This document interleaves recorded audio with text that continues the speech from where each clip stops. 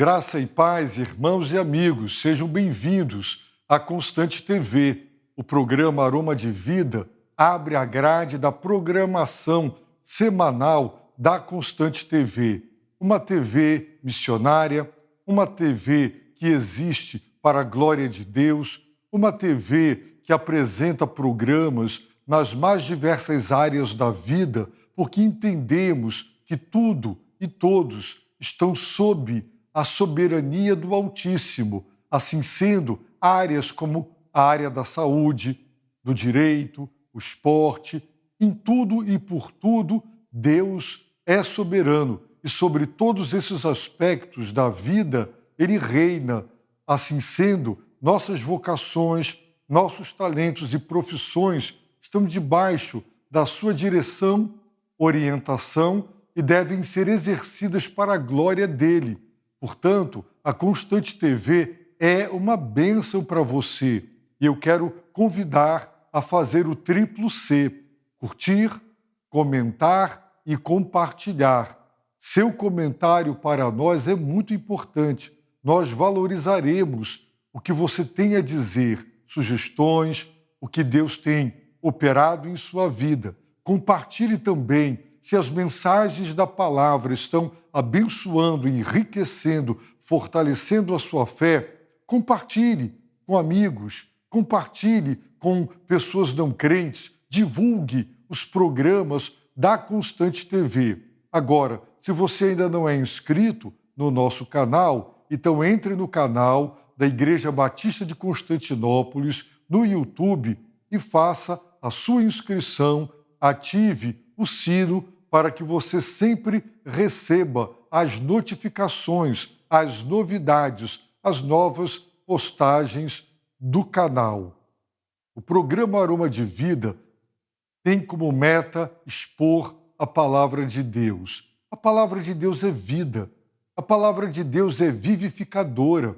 Deus criou tudo pela palavra e Deus opera pela palavra. Assim, acreditamos que as Escrituras Sagradas, elas devem fundamentar toda a nossa fé e toda a nossa conduta, todo o nosso caráter e deve permear a totalidade da nossa vida. A fé cristã é muito mais do que uma religião, ela é uma cosmovisão, porque abrange todas as áreas e todos os aspectos da vida pessoal, familiar, social, profissional, espiritual, moral e assim por diante. Portanto, acompanhe toda segunda-feira o primeiro programa, 19 horas, Aroma de Vida. Das Escrituras exala um aroma, assim como de uma flor. E qual é o perfume, o aroma que as Escrituras exalam? Vida. Se você quer ter vida e vida abundante, então acompanhe as exposições da Palavra de Deus. Estamos expondo a primeira carta de Pedro e eu já tenho compartilhado que o capítulo 1 foi todo ele exposto com 25 mensagens. Está lá no canal da igreja no YouTube. Você pode ir na playlist do programa Aroma de Vida e todas essas 25 mensagens estão lá à sua disposição. O capítulo 2 também já foi exposto. E se você acessar a playlist lá no canal da igreja no YouTube, você também terá acesso às 17 mensagens do capítulo 2. Então, você fará um estudo detalhado e completo desta fantástica e preciosa carta, a primeira carta escrita pelo apóstolo Pedro. Estamos no capítulo 3, estudando, aprendendo, crescendo, sendo admoestados e exortados por Deus, pelo seu Espírito, através da sua palavra. Hoje, consideraremos 1 Pedro, capítulo 3, versículos 13 e 14 da palavra de Deus. E assim está escrito: quem vos fará mal, se sois zelosos do bem? Mas ainda que venhais a sofrer por causa da justiça, sereis abençoados. Não temais suas ameaças, nem vos alarmeis. Temos ensinado que o apóstolo Pedro estabeleceu as colunas, o alicerce da carta, nos 12 primeiros versos, a doutrina da salvação. E a partir do 13º versículo do capítulo 1, começam os mandamentos, as admoestações, as exortações, as advertências, todas as orientações de Deus para nós, tudo quanto Deus espera de cada um de nós, na nossa vida pessoal e particular, na nossa vida familiar, na nossa vida no seio da igreja, o nosso comportamento e a nossa conduta no seio e dentro e no convívio social. Vejamos então, baseados em 1 Pedro 3, de 13 e 14, mais 2 novos mandamentos que Deus nos dá. Vejamos, aí estão os 31 mandamentos já considerados e o 32º mandamento. Diz o apóstolo Pedro, não temais. O 33º mandamento, não vos alarmeis. Nós vamos ver isso agora com alguns detalhes. O apóstolo Pedro, ele já nos ensinou o principal mandamento desta seção da carta. Sujeitai-vos, submetei-vos a toda a autoridade humana, seja ela qual for, por causa do Senhor. E para que sejamos capazes de obedecer a esta orientação, a este mandamento, nós precisaremos cultivar 5 características que nós já consideramos. O apóstolo Pedro prosseguiu falando da nossa vocação, do nosso chamado.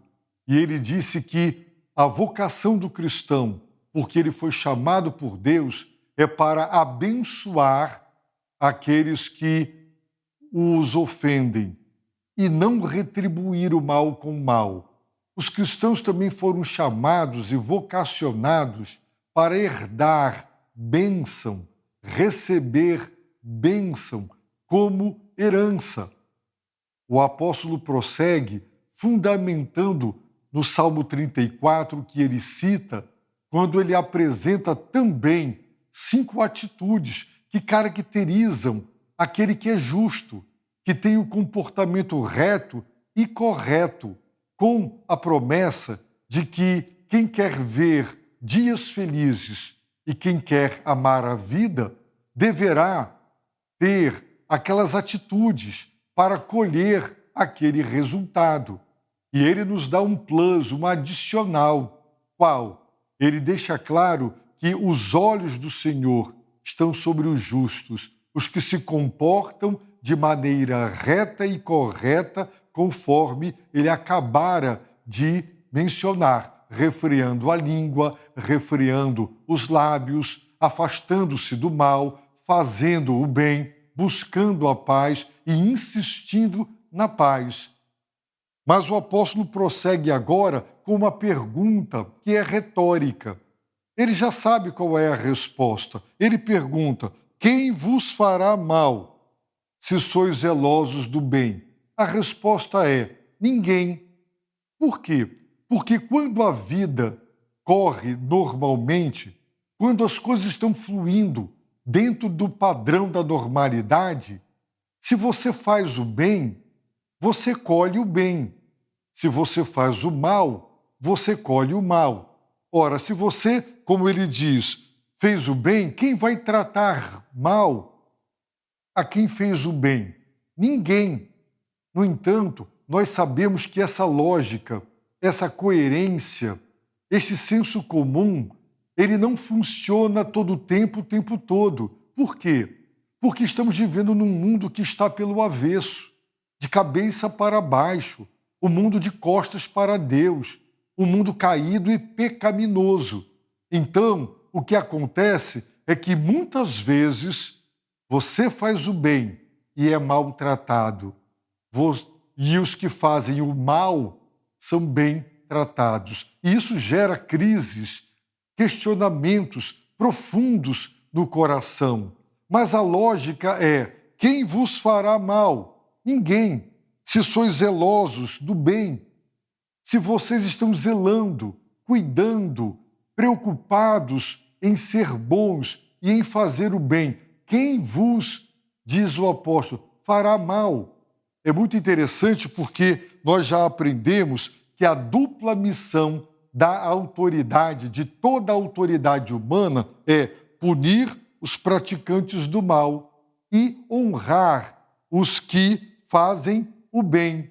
O apóstolo Pedro já exortou os cristãos para que eles tenham uma conduta correta na sociedade, para que, naquilo que falam mal de vós, como se fosseis praticantes do mal, observando as vossas boas obras, eles fiquem impactados e glorifiquem a Deus. Pedro também já ensinou que Deus quer que a ignorância dos insensatos ela seja calada. Como? Pelos cristãos, como? Fazendo o bem. Ele já ensinou que o cristão deve se afastar do mal e ele deve fazer o bem. Então, a pergunta é: quem vos fará mal se sois zelosos do bem? De acordo com a lei da semeadura e da colheita, você colhe o que semeia. E tem pessoas que estão colhendo maus tratos e o mal porque semearam o mal. E isso faz sentido, total sentido. Isso tem coerência e lógica. O que não tem coerência e lógica é você fazer o bem e colher o mal. É ser zeloso do bem e receber maus tratos. É uma esposa cristã que, em obediência à palavra, ela não fala, mas ela tem uma conduta pura em temor a Deus, ela cultiva a beleza interior sem desprezar a exterior, ela é submissa ao seu esposo, mas ela não conseguiu ganhá-lo para Cristo. Ele continua desobediente à palavra de Deus e maltratando essa esposa que só está fazendo bem. Então, o que o apóstolo quer deixar claro com essa pergunta retórica, cuja resposta é ninguém, é, teoricamente, se as coisas fluíssem de modo normal e justas, ninguém trataria mal ou faria o mal para quem é zeloso do bem. Mas na prática, sabemos que não é assim. Lamentavelmente, não é assim. E aí, o apóstolo Pedro, depois desta pergunta retórica, cuja resposta é ninguém, ele nos dará uma orientação muito importante nesta carta. Como devemos agir e reagir quando, como cristãos, tendo um comportamento correto, reto e praticando bem, a sociedade perseguir, a sociedade caluniar, difamar, desprezar e prejudicar de alguma maneira física, emocional, mental, o povo de Deus. Se os cristãos colherem o mal, apesar de terem feito o bem, como deverão reagir? Pedro já tinha ensinado aos escravos cristãos o seguinte princípio, válido para todos. Digno de louvor é o fato. Qual? Diante de Deus, quem suporta tristezas e sofre sofrimento injusto quando faz o bem, isso é digno de louvor diante de Deus. Portanto, o princípio está estabelecido e nós precisamos saber que, lamentavelmente e infelizmente, nós colheremos maus tratos de uma sociedade ímpia, pagã, caída, que odeia a Cristo, odeia a fé cristã e os discípulos do Senhor. Por isso, no capítulo 4, verso 12, Pedro diz: amados, não estranheis a provação que como fogo vos sobrevém, como se vos estivesse acontecendo alguma coisa estranha. Virão provações, Pedro está dizendo, vocês já estão sofrendo, mas virão provações ainda maiores, mais difíceis e que vos farão sofrer muito mais. Não estranhe, não é coisa estranha. O povo de Deus não pode considerar como estranho aquilo que deve ser um conhecido. O sofrimento, para o cristão, é um conhecido muito próximo, não é um estranho, não é uma coisa estranha que causa um estado de estupefação da parte do cristão. Não.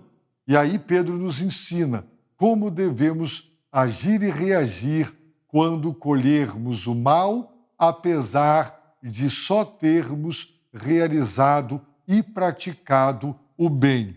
Ele diz na palavra de Deus: mas ainda que venhais a sofrer, viram? Ainda que venhais a sofrer por causa da justiça. Ele acabara de dizer que os olhos do Senhor, eles estão sobre os justos. Quem são os justos? São aqueles que refreiam a língua, refreiam os lábios da mentira, do engano e do mal. São aqueles que se desviam do mal, são aqueles que fazem o bem, são aqueles que buscam a paz, são aqueles que insistem a paz. A paz quer ir embora daquele relacionamento, mas ele não deixa, ele insiste, ele persiste, ele persegue, porque ele quer paz. Os olhos do Senhor estão sobre os justos. Os justos praticam a justiça.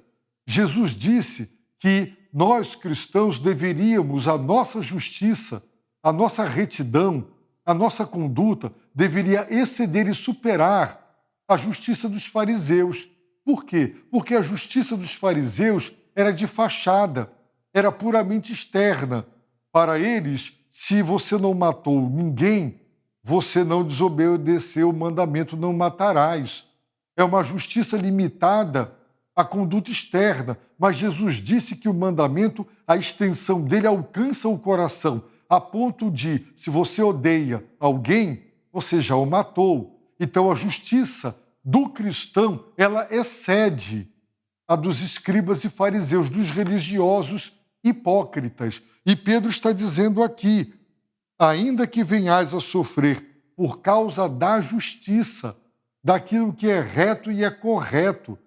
Quando você diz a verdade, você é criticado. Você quer ser uma pessoa honesta e lá no trabalho isso impede os esquemas, isso estraga, não é, as arrumações, não é, dos seres humanos para ganhar lucros através de meios escusos. E aí, o que acontece? Você é parabenizado porque você não quer errar, não aceita suborno, você não se deixa comprar porque não está à venda, você é um juiz que julga com justiça, você é um professor que respeita os alunos, você age corretamente. Muitas vezes você sofre por causa da justiça, porque você está fazendo o que é correto e as pessoas não querem o que é correto. E quando atrapalhamos os esquemas, então sofremos as retaliações. Mas o apóstolo nos ensina: ainda que venhais a sofrer por causa da justiça. Como devemos reagir? Primeiro, uma promessa: sereis abençoados. Olha que coisa linda e maravilhosa. Sereis abençoados. Deus abençoa aquele que está comprometido com a verdade, com o que é reto e correto, com a justiça. Deus abençoa. Que promessa maravilhosa! E isso nos faz lembrar das bem-aventuranças, lá em Mateus capítulo 5. Vejamos. O Senhor Jesus disse em Mateus capítulo 5, de 10 a 12, bem-aventurados ou felizes ou abençoados os perseguidos por causa da justiça, pois deles é o reino do céu.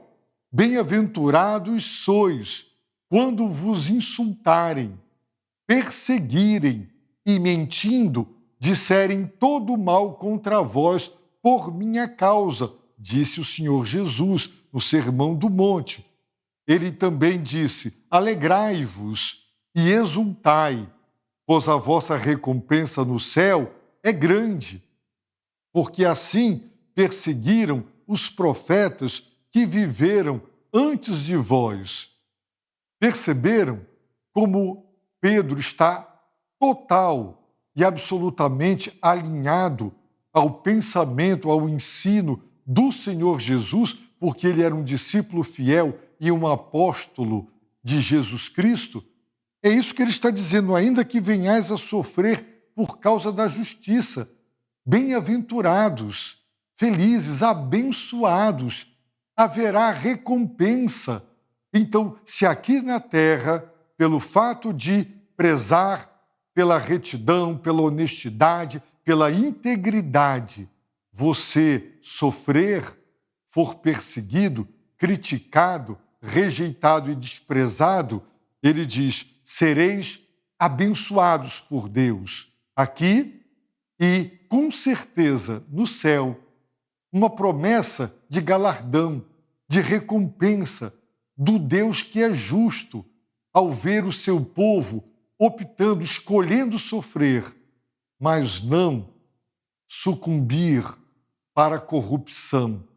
Eu conheço pessoas que foram mandadas embora do seu trabalho porque não quiseram obedecer ordens desonestas, enganadoras e corruptas. Amargaram o desemprego com todas as suas terríveis consequências, mas não se poluíram, não participaram das trevas e do mal, sofreram por causa da justiça. Também já vi muitos deles serem abençoados com empregos melhores, outros nem tanto, porque as recompensas e bênçãos de Deus, elas não são totalmente dadas aqui sobre a face da terra, mas nós temos uma promessa de que, de fato e verdadeiramente, haverá uma recompensa divina e celestial para os que sofrem por causa da justiça. E isso para nós é um grande fator motivacional. Lembrar: eu serei justo, correto, reto e honesto, estou sofrendo as consequências, mas estou agradando a Deus. Ele me abençoará. Ele abençoará a minha descendência. Eu conheço um homem e uma mulher, hoje já estão na glória, eram muito idosos, ganhavam salário mínimo e tinham vários filhos, mas não aceitavam qualquer tipo de desonestidade e criaram seus filhos ali. Viviam com o que tinham, passaram necessidade, mas nunca se corromperam. Deus abençoou tanto aquele casal, eles completaram bodas de ouro e tiveram a alegria de ver todos os seus filhos serem muito prósperos materialmente. Compraram uma boa casa para eles e lhes deram tudo. Ele não viu na vida pessoal e particular dele o fruto do seu trabalho, mas viu sobre a sua descendência a bênção de Deus.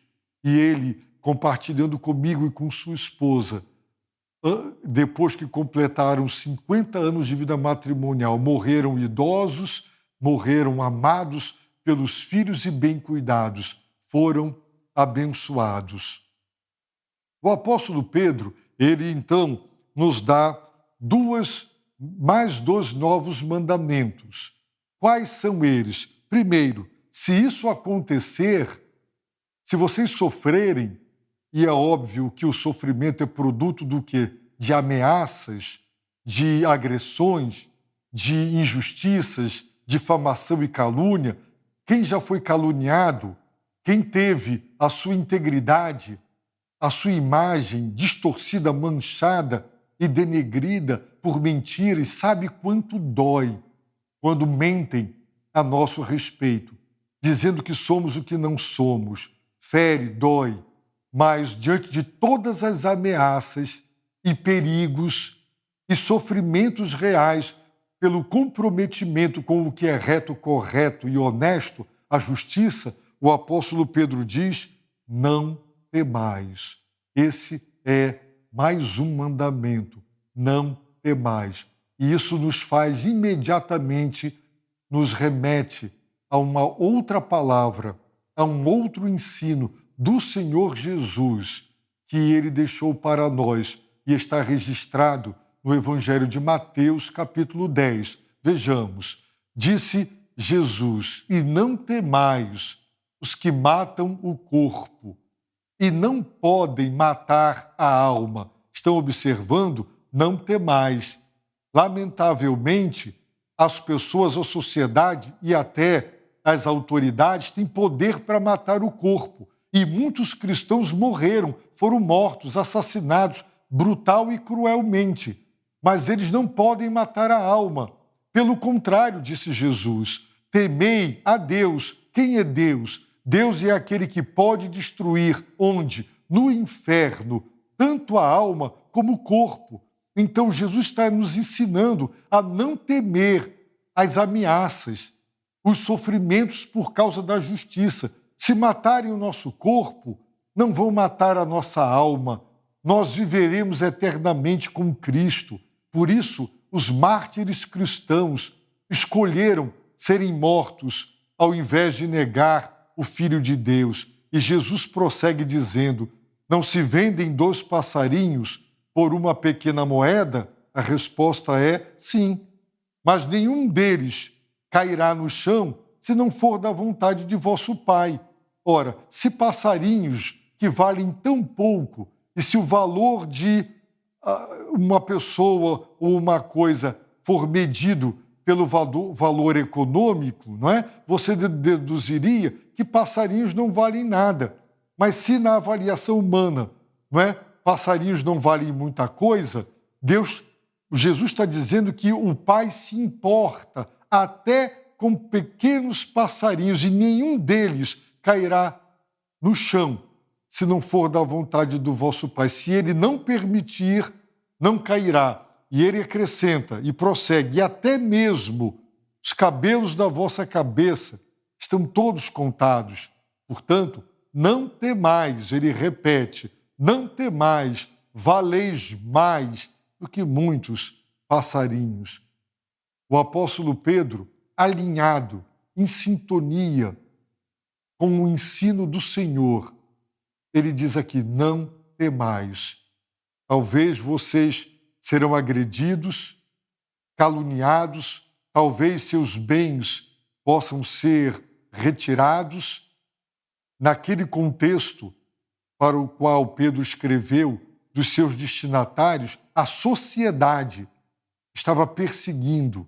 Eu imagino assim, por exemplo: olha, não entre naquele comércio, ele é cristão. Não vamos mais, ninguém mais compra, vamos boicotar. Você já imaginou o que é ter produtos na loja, ninguém compra, você não vende? Como você paga as contas? Como você sobrevive? E muitos cristãos passaram por isso, tiveram seus bens retirados e passaram por situações.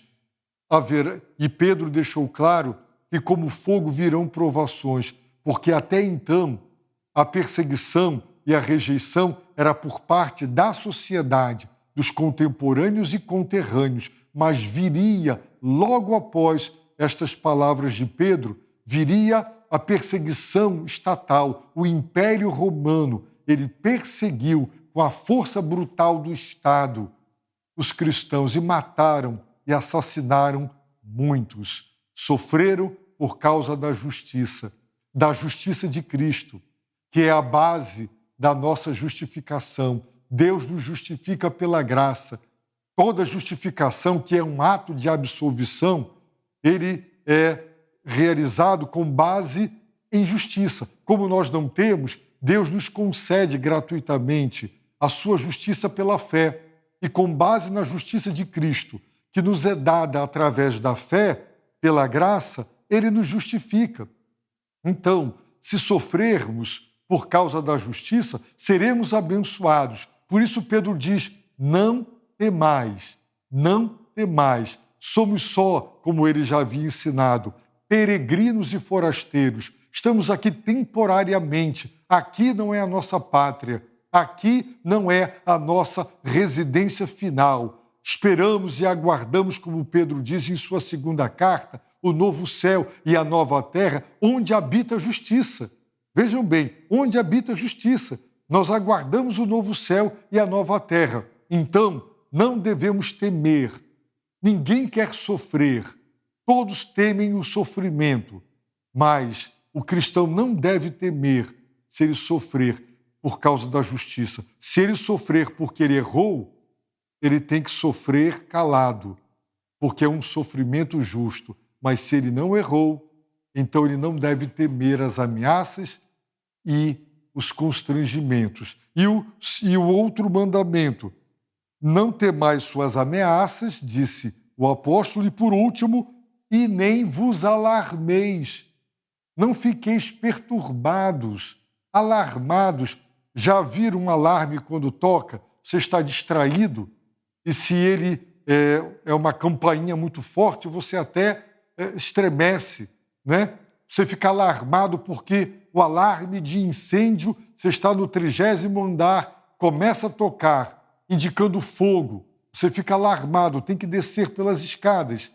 Pedro está dizendo, não vos alarmeis, não fiqueis assim, perturbados. Confie em Deus, entregue sua vida. E se tiver que sofrer, soframos. Jesus disse que aqueles que sofrerem por amor do seu nome serão abençoados. E eu termino dizendo as palavras do Filho de Deus dirigida a uma das 7 igrejas da Ásia Menor, registrado nos 3 primeiros capítulos do livro do Apocalipse. Jesus disse, ser fiel até a morte, ou seja, ser fiel, se necessário for, a ponto de morrer. Essa é a fidelidade. Deus espera que nós sejamos fiéis a Ele, a esse ponto, se necessário for, a ponto de morrer. E Ele promete, e dar-te-ei a coroa da vida. Você não deve dizer, Senhor, o Senhor compreende, eu vou cair em pecado, eu vou me envolver com o que é errado, porque eu não posso ficar desempregado, eu não posso e eu não quero sofrer. O Senhor entende, não é? Deus espera a nossa mais absoluta fidelidade. A esse ponto, a ponto de morrer. Ora, se eu não devo ser infiel diante de uma ameaça de morte para negar a Cristo ou ser injusto, muito menos o desemprego ou qualquer outra situação. São esses os ensinos preciosos da palavra de Deus. Ricamente abençoado, aqui ou na eternidade, serão os que obedecerem. E eu oro para que Deus te conceda a graça de compreender estas verdades, viver de acordo com elas, e que Ele te abençoe rica e abundantemente.